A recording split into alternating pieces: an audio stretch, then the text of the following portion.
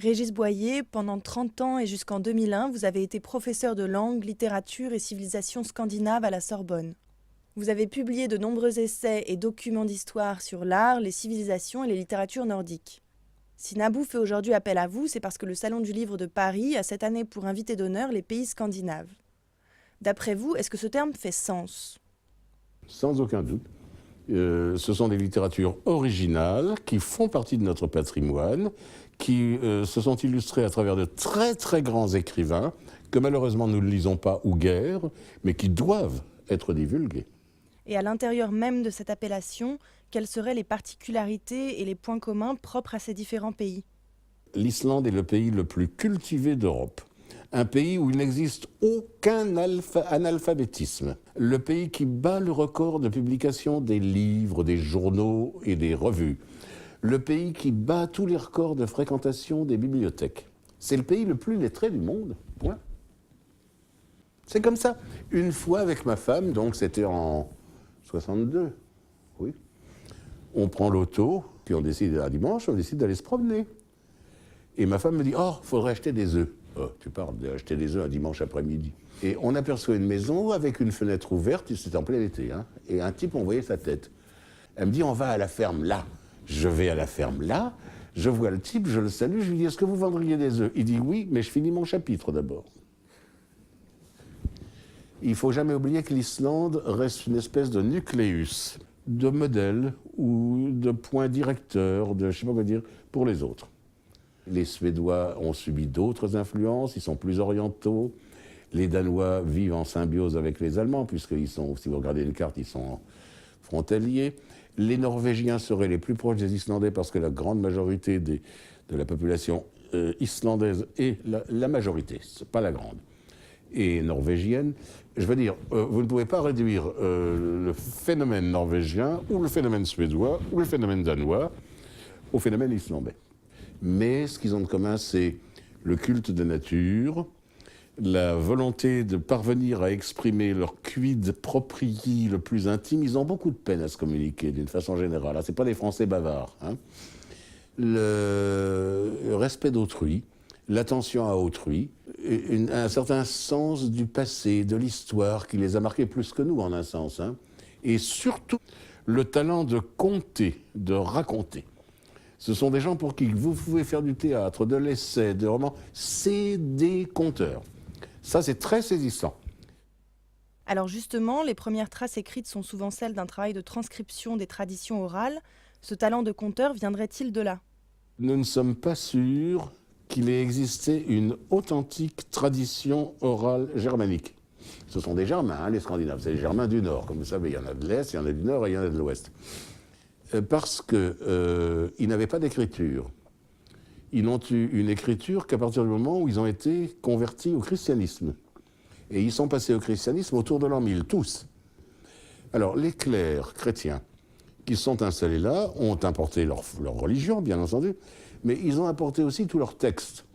La Bible et toute la littérature classique, grecque et latine. C'était des gens qui étaient bene literatus, comme on dit. Je suis de ceux qui considèrent que ça a été une sorte de catalyseur. Brusquement, ils se sont dit, mais nous aussi, on a des histoires. C'est des écrivains, les auteurs de sagas, c'est vraiment des écrivains. Attentifs à leurs textes, attentifs à la façon dont ils le disent, plus qu'à relater je ne sais quelle tradition. Aujourd'hui, la littérature scandinave s'est largement diversifiée dans ses formes. Y aurait-il, du coup, conflit ou opposition entre les courants traditionnalistes et modernistes ? Alors, c'est difficile de répondre à cette question-là, parce que ce sont des pays à l'écart. Ce sont des pays qui ont été superbement ignorés par le restant de l'Europe, ignorés au double sens français et anglais du terme, pendant des siècles. Alors, ils font du complexe.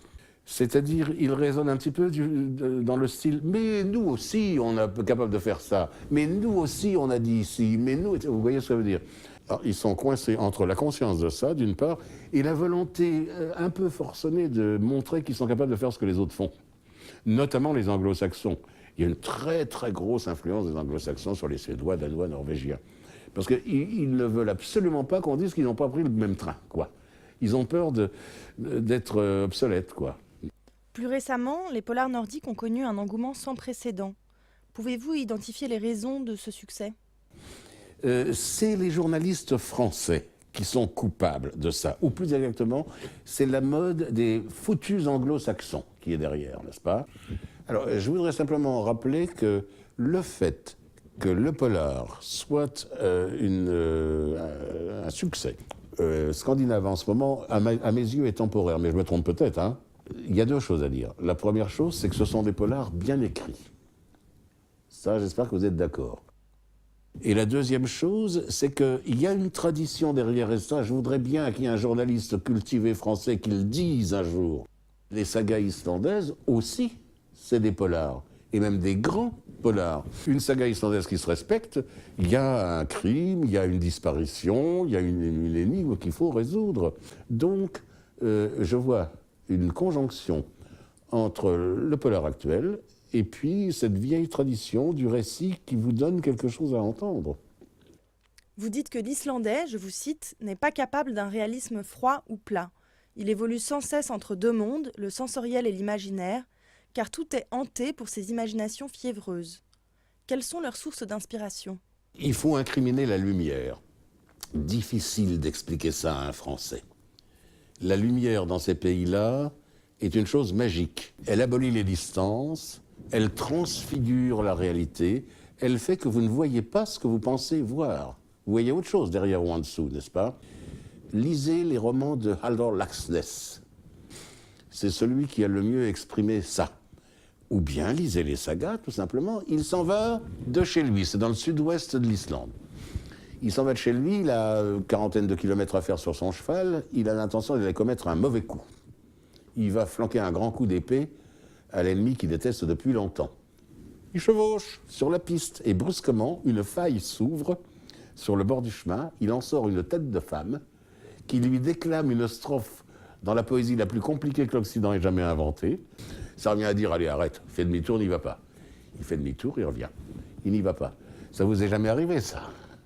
Moi, je pense que c'est à cause de la lumière.